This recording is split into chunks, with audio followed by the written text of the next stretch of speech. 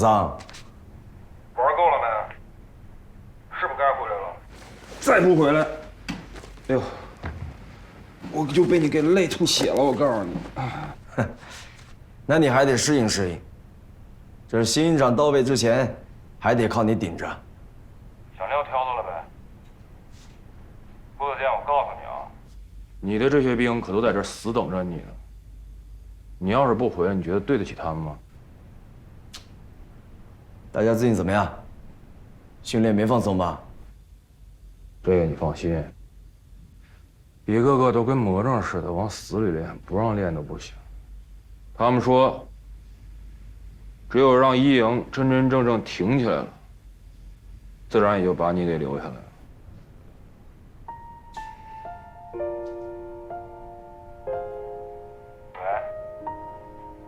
喂，咋了？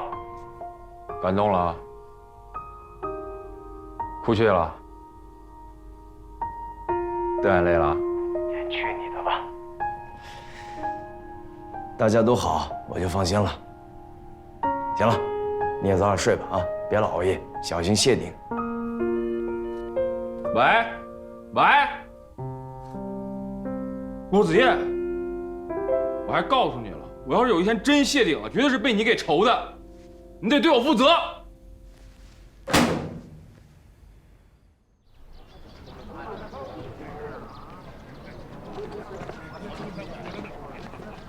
全体集合！老战友们好！营长好！敬礼！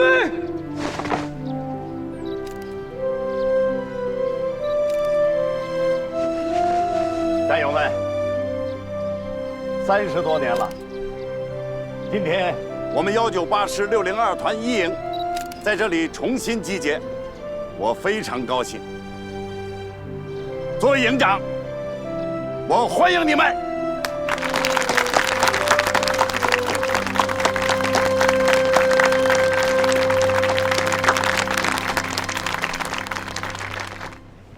办这个纪念馆啊，可是历经了千辛万苦，搜集了以前我们在前线的一些物证。来，哎，营长，那喝水的不就是老刘吗？啊，是不是？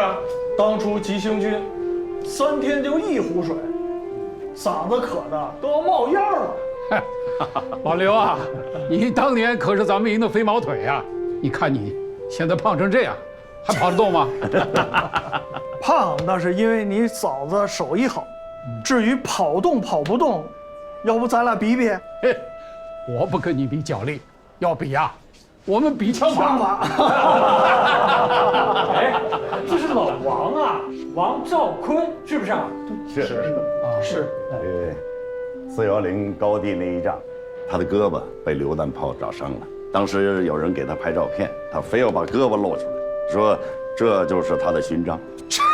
臭显摆，在战场上走一遭，谁还不留点记号啊？是。老王呢？老王咋没来啊？去年生了一场病，人走了。啊？岁数不大呀，太可惜了。我们也不要难过，咱们都是经历过生死的人，和在战场上牺牲的战友们比，我们还活着，我们赚了。可不是嘛！要是老王看到我们这样啊，可要笑话死咱们了。没错，咱们营无论剩下几个人，那照样还是名扬全军的闪电营。对，哎，咱们接着看。好，看，这是5号高地炮。哎。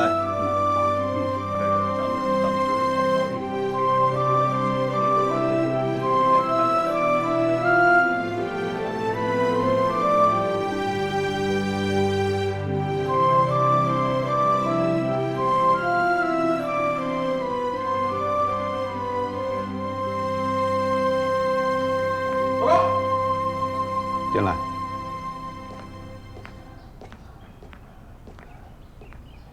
首长，您找我？人年纪大了，是不是就愿意回忆过去啊？我不同意。首先，首长您也不老啊，还有，我认为回忆是对传承的认可，遗忘才是背叛吧。当年有多少战友埋骨他乡，这一直是我心里的执念，知道吗？我们现在的部队没有经历过战争，我真怕他们不知道战争真正的残酷。和平来之不易啊，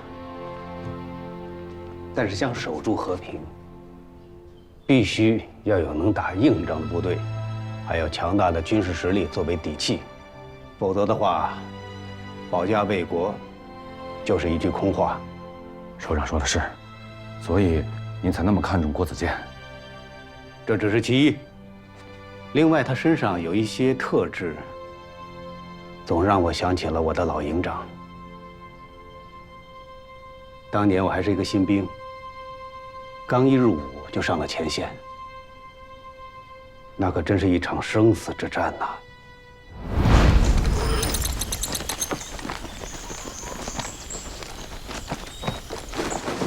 报告营长，讲，3连报告，410高地的缺口已经堵死。漂亮，猪肉炖粉条没白吃啊，跑得够快。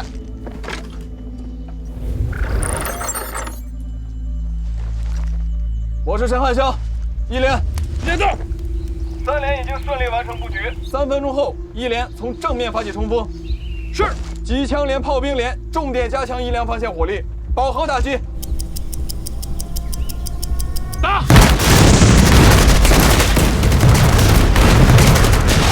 本来我们是要包敌人场的，3连接敌之后，突然发现侧后方有敌人的援军赶来，想要帮助被围困的敌军突围。那个时候，老营长亲自带着预备队就上去了，我当时就在他的旁边。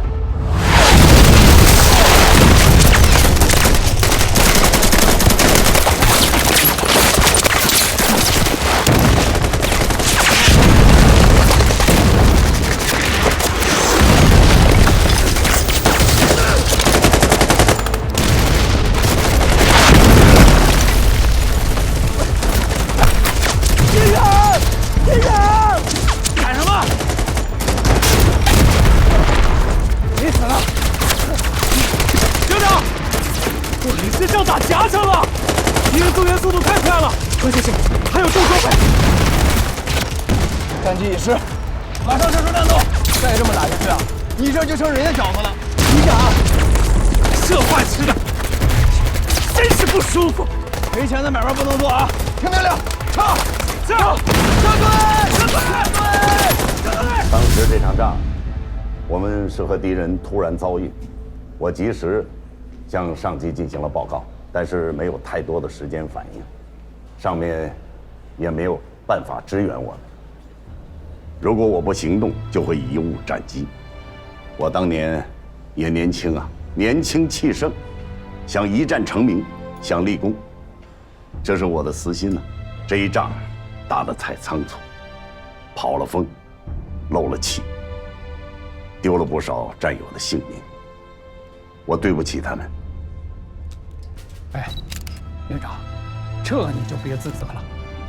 这一仗，我可是直接的见证人，毙敌上百啊，算是一个大胜仗了。是，而且上级通报也早已经有了定论。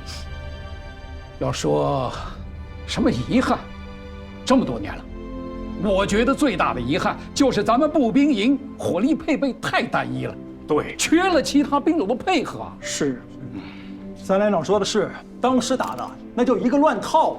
哎，敌人离我们这么近，都不敢呼叫炮兵啊，否则的话，这一炮过来，全给轰了。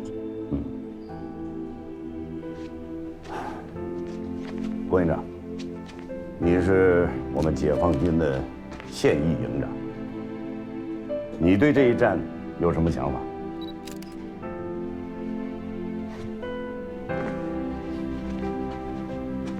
刚才听了大家说的，我认为410高地战斗最大的遗憾，就是当时的步兵手里头没家伙。发现敌情之后，只能靠2条腿走路，等赶到的时候，已经失去了最佳战机。所以等3连包抄过去，完成了布局，敌人的援军也就到了。如果换成现在的合成营，自带陆战兵种火力，配属装甲战车，那么这一次战斗就是铁打的包圆。对。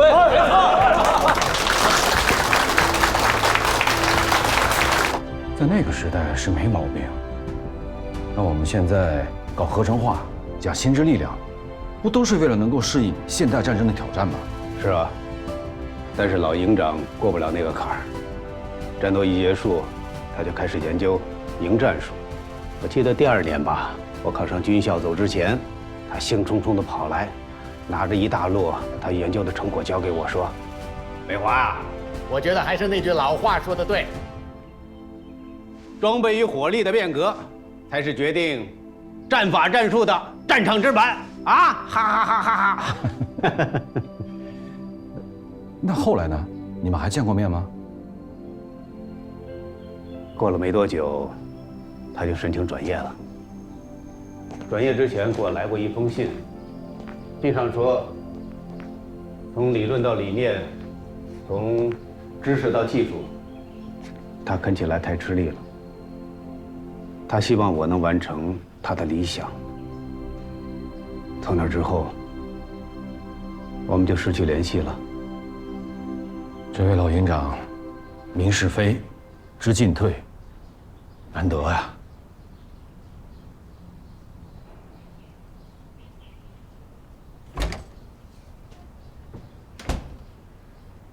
是啊，所以每到懈怠的时候，我总会想起我们老营长那双充满期待的眼睛，好像一直在我的背后看着我，跟我说：“北华呀，你可不能退呀。”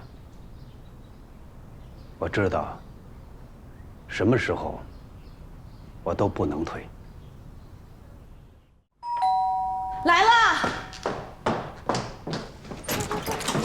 哎呦，喝了多少啊你？他今天一见到他那帮老战友呀，就收都收不住了。那都是我生死过命的兄弟，我就是喝上他3天3夜都不会醉的。都多大岁数了，还喝3天3夜？方梅啊，我跟你说，你说的太对了。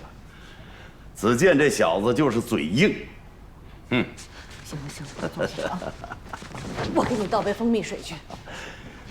我告诉你，哎，他就是我的种啊，他的身体里流着军人的血。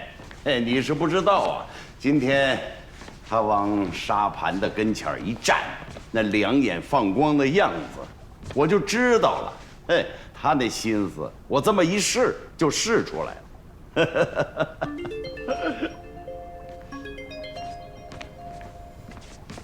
哎，方梅啊，你电话。哦，你帮我接一下，问问是谁。啊。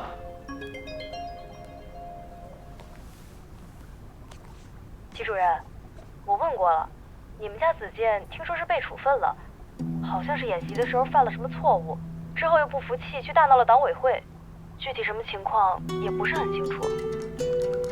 不可能！哎，你这是上哪儿啊？啊！我爸这是抽什么风啊？他不知道啊，快追快追！走走走走走！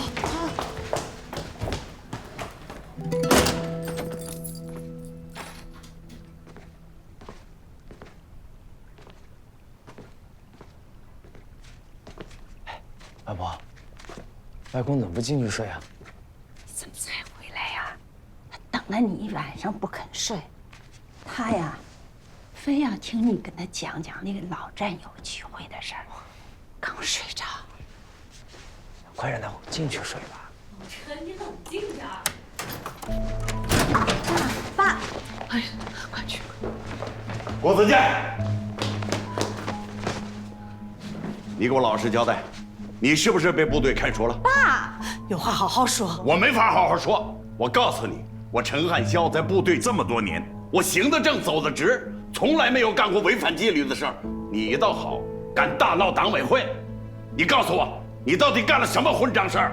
老陈，这事儿不是还没有盖棺定论的吗？也不一定是孩子的错啊。不是他的错，是谁的错？你不要在这儿劝。部队是不会冤枉一个好人的。我告诉你，你要是我的兵，我就一枪毙了你。那你就一枪毙了我！爸，你怎么能打人呢？很像爸。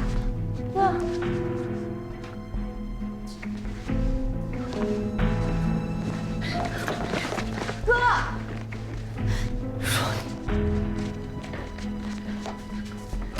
老头子，老头子，你说你当着老人的面过分了你！孩子知道自己有错，所以他才回家吗？他肯定心里也不好受啊！你这一巴掌下去，可算伤了孩子的心了。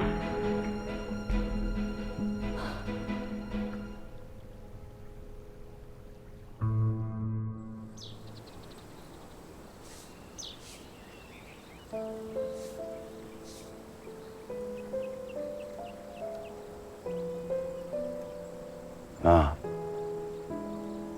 我从来都不是他的骄傲，现在又变成他的耻辱。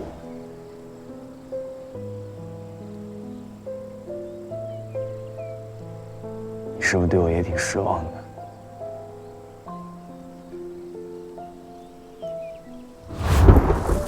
在家要听话啊！我害怕。爸爸很着急，妈妈去就回来，好不好？不好。宝贝，你是最勇敢的小战士。你不是说最爱吃妈妈做的肉丝面了吗？是啊。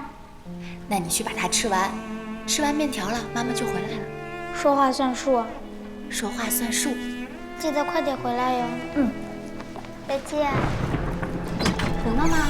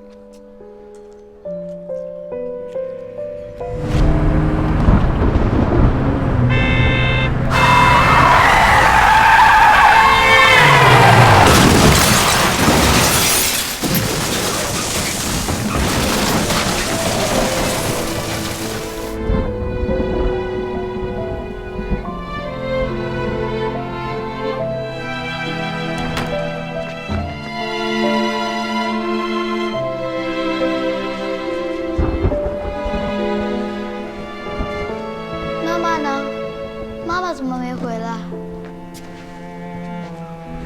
妈妈一会儿就回来了啊。他跟我说过的，我吃完这个热腾腾的肉丝面，他就回来了。他怎么还没回来？爸爸，你带我去找妈妈吧。你带我去找妈妈吧。我要妈妈回来，爸爸，我要妈妈回来，爸爸，我要妈妈回来，爸爸，我要妈妈。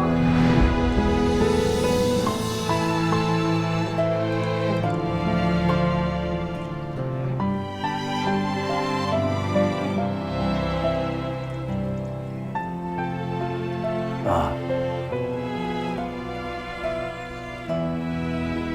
想你了。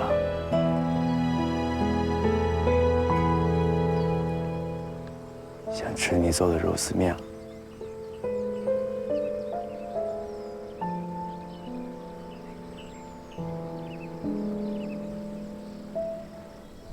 郭子健对演习的反思，我看了。我觉得这篇文章啊，重点反思了在演习中存在的规则至上、分数至上，以及战法成就和导调手段单一的问题。因为有具体实践做依据，他的一些数据挺准确的，很有价值。尤其是他提出的一些意见和建议，很有闪光点。不过，我觉得他这篇文章是在讲评结束那天写的，情绪化很浓，有很强的个人色彩。说得很客观，我基本满意。那我及格了。处长，我在想，不如把这篇文章啊，以集团军参谋部的名义啊，转发到部队，让大家一起学习，一起分析，这样对以后的演习和训练也很有促进作用。原文转发？是啊，大家见仁见智，自己判断嘛。我同意原文转发，但不同意现在转发。为什么？你想想，对郭子健的处理意见现在还没有落定呢。如果现在转发他关于演习反思的文章，不是明摆着帮他洗白吗？我们能做这种事儿吗？是我欠考虑啊。不过说到郭子健的处理问题，我觉得康宝平这个人挺有意思啊。你也看出来了？我告诉你啊，康宝平让郭子健去休假，一是为了让郭子健冷静冷静，第二呢是为了保护郭子健，三是给党委一个缓冲，很有智慧啊。这老康啊，不愧是个老正宫。郭子健个性鲜明，敢做敢当，但是还欠火候，弄不好啊，翻几个跟头之后，就变成小绵羊，彻底废了。还有一种可能，就是几进几出，变成一只扑火的飞蛾。所以啊，一个干部的成长，除了要锤炼他，也离不开组织上的保护和爱护。哎，没事儿，多跟康宝平学着点儿。请首长放心。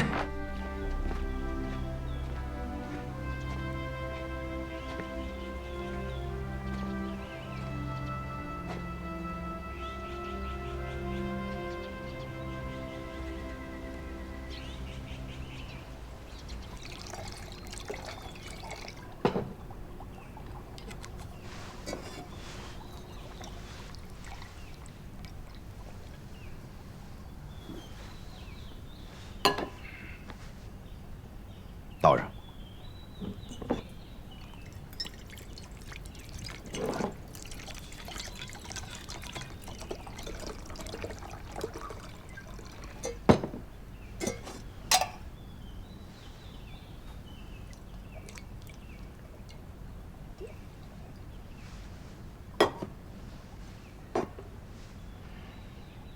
我喝了，想问什么就问吧。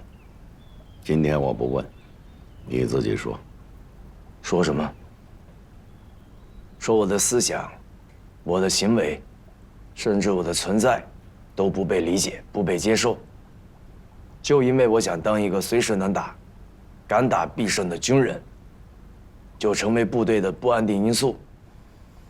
就像他们说的，如果我留在部队，很可能是个祸害。所以你去找部队去闹。我是闹了，但我不是为了我自己，我是为了那个在演习中失去右腿的战友请功，那是他应得的荣誉。军人的天职是执行命令，做一名军人，要随时准备牺牲。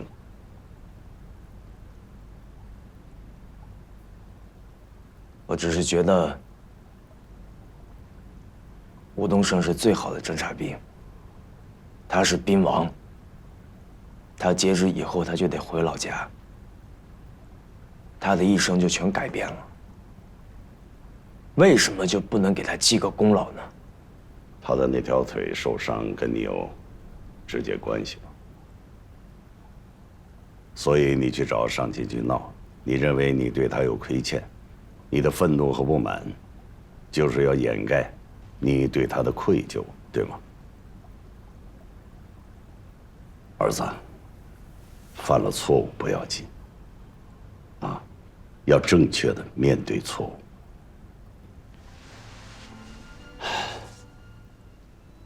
20多年了，咱们俩从来还没有坐下来好好聊过。我知道你恨我，我是恨你。当时那么大的雨，你为什么非要让我妈给你送材料？你的项目就那么重要吗？比我妈的命都重要？我真的希望你希望当时死的不是你妈妈，是我。我也这样想过，我希望我自己死，而不是你妈妈。我也愿意用我的一切换回你妈妈的生命。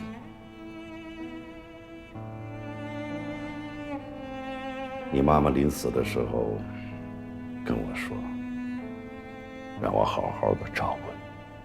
然后你就把我丢到外公外婆家，高考私自修改我的志愿，你就是这么照顾的。你妈妈去世之后，我很难过，我这心里几年都过不来这个劲儿，我不知道怎么面对你，所以我一头扎到了工作里。这些年，我们的关系越来越远。后来我找了你齐阿姨，我想这回好了，有人照顾你了。没想到，你到了你外公家就再也不回来了。别说了。不，既然今天说了，我就要说明白。我知道我这个人是很专制的人。当年你高中毕业的时候，其实你是想考部队军校的，可是你就是跟我憋着劲儿，非要考地方大学。我都不知道怎么劝你。这些年，你甚至连我的电话都不愿意接，也不叫我一声爸爸。我这个爸爸当的真的是太失败了。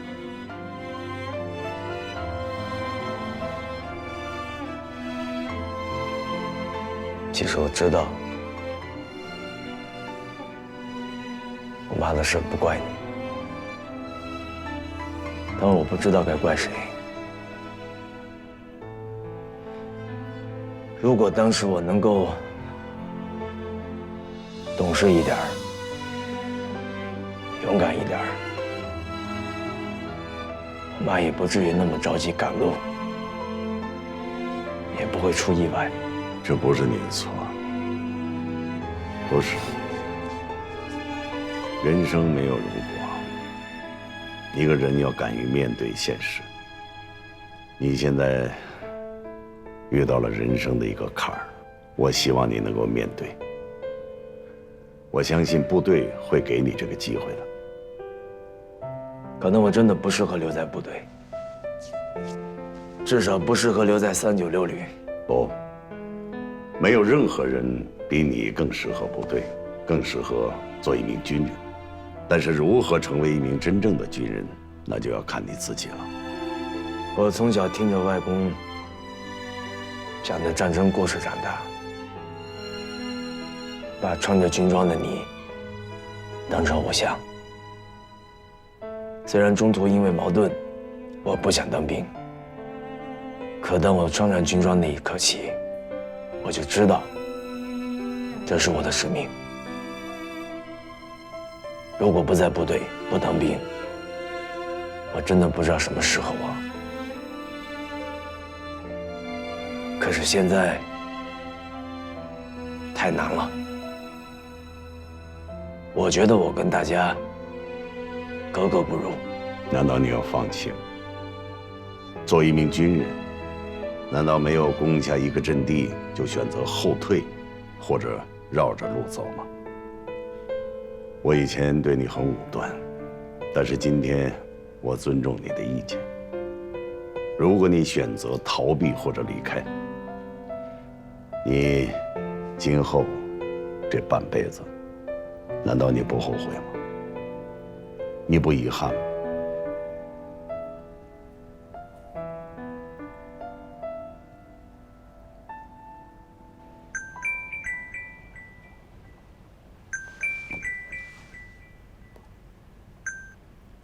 外婆，小健呐，你外公不见了。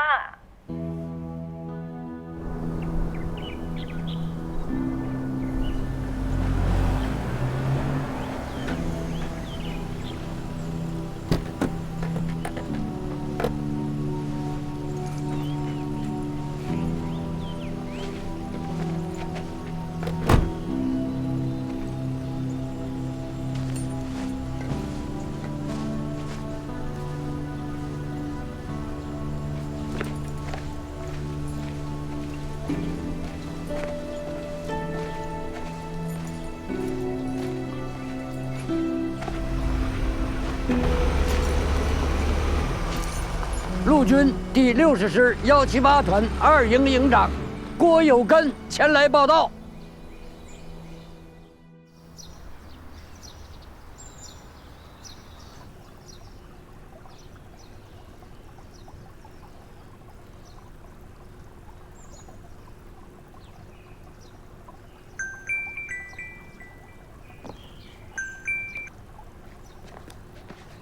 喂，我是郭子健。一江山岛。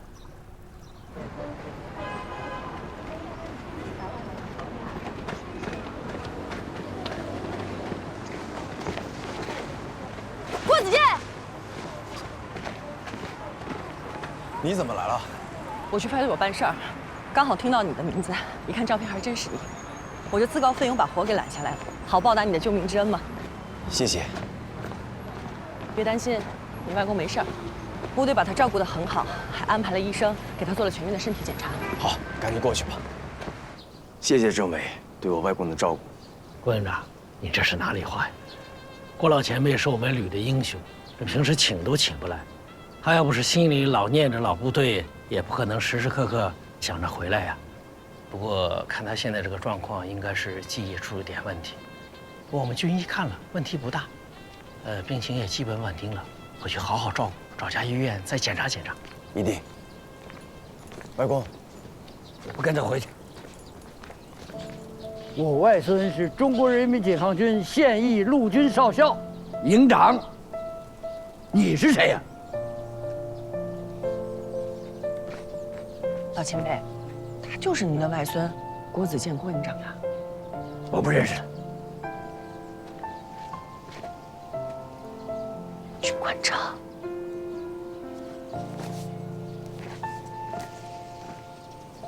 外公，您看，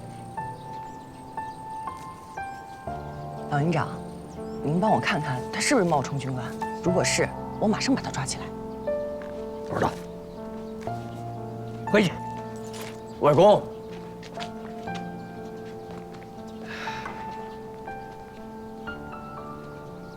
班长，我看不行，让老人家在这儿再观察2天吧。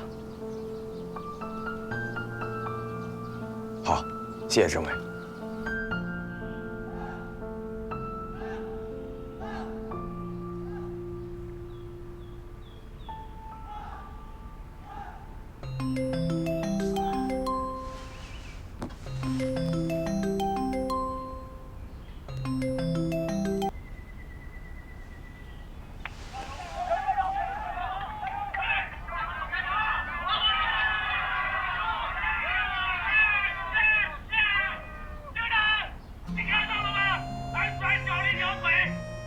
一样能活得精彩，一样能打胜仗。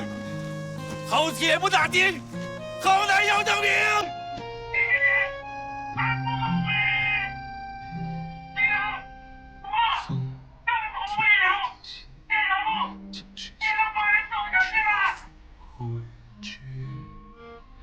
你站在看江连长，俺要走了。回家之前，俺想再敬你点一次名。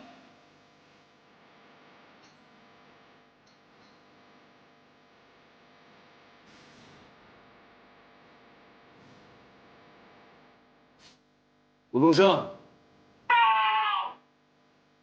吴东升。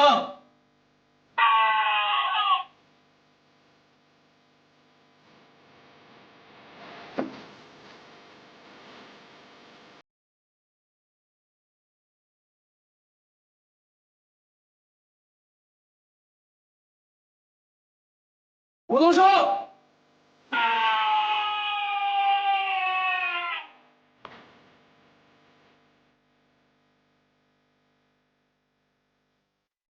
一朝一暮一我有一你，与时光相望相依。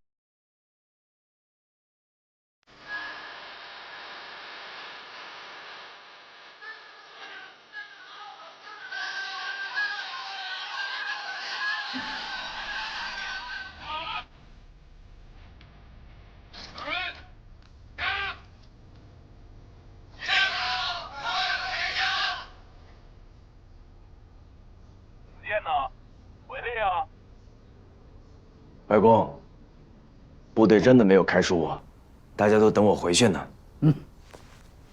行，回家。哎。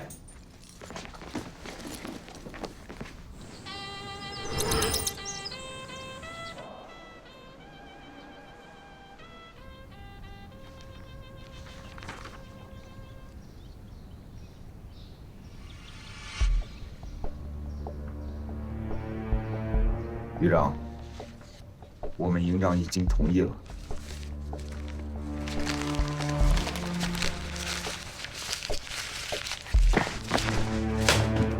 叛徒，逃兵！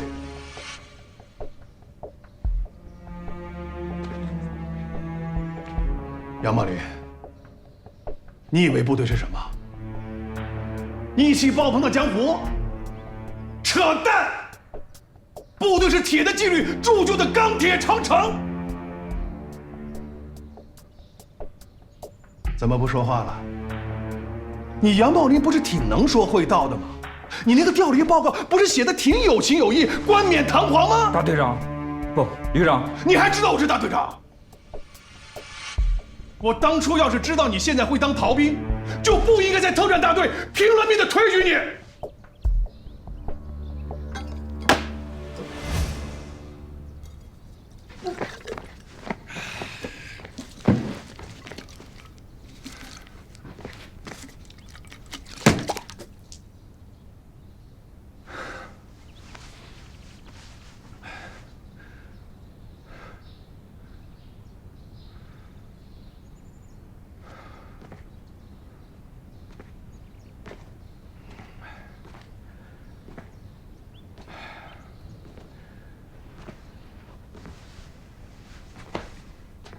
茂林，人不糊涂枉少年。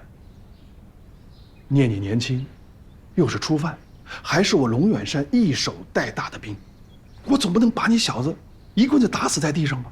旅长，我什么我呀？知道错了就行了。这回啊，我特批你不在旅里做检讨。那396旅是什么地方，你又不是不知道。你要去了，那不是往火坑里跳吗？啊，你看，一个能打仗、想打仗的郭子健，都被他们折腾回家了，你又算老几呀？你要是真去了，就你这个顾头不顾腚的做派，他们不得拿太极拳似的软刀子捅你？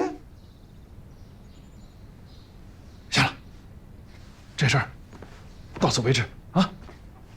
旅长，哎呀，感动的话我不爱听。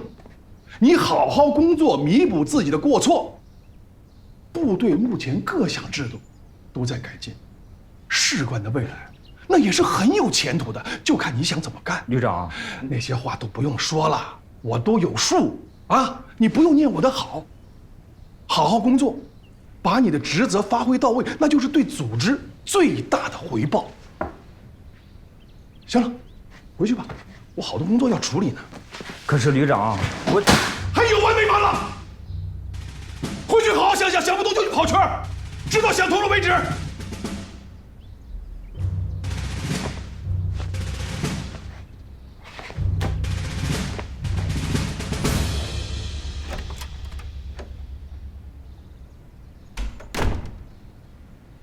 犟驴！杨参谋，一半热的，一半凉的，温的。谢谢。桑教导员，这次来396旅的演习讲评已经全部都完成了，下午我们就会返回基地。如果同志们还有任何的问题，您可以随时汇总给我。太感谢了，梁参谋，这是第一次有训练基地的导调员给我们做讲评。我不知道战区陆军前沿论坛你看了吗？官兵们的好评刷了一屏又一屏，都已经快爆了。其实来基层讲评是马司令员的创意，我只是做好我分内的事情而已。梁参谋，我要替我们营长好好谢谢你。我们营长他……其实我心里面觉得，我们营长这个事儿，并不是板上钉钉了，有回转的余地。但是要看他自己心里面能不能转过这个弯来。我是好话歹话都已经说遍了，我自己都不知道应该怎么办好。